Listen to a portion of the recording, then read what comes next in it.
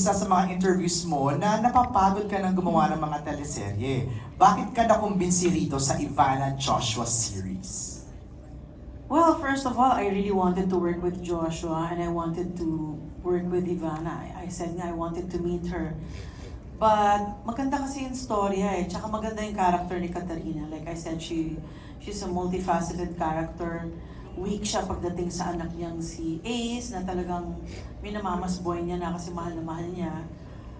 Doting mother naman siya kay Fiang. Tapang-tapangan siya kunyari kay Divino, but deep inside niinis siya. Pero ganun pa rin yung parang statement ni Katarina is, public property ka. It's not my business to run after public property. I know myself. Parang gano'n.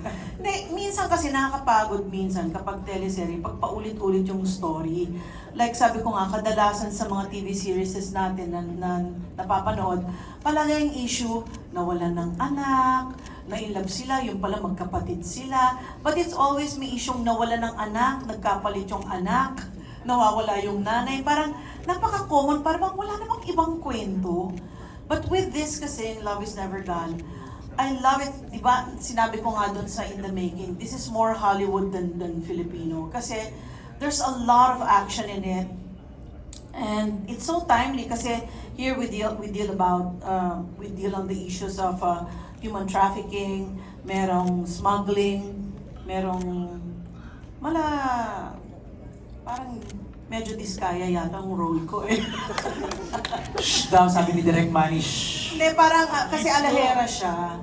And then, basta parang smuggling ang ginagawa niya. But it's so timely yung mga issues dito. So sabi ko, itong dapat napapanood.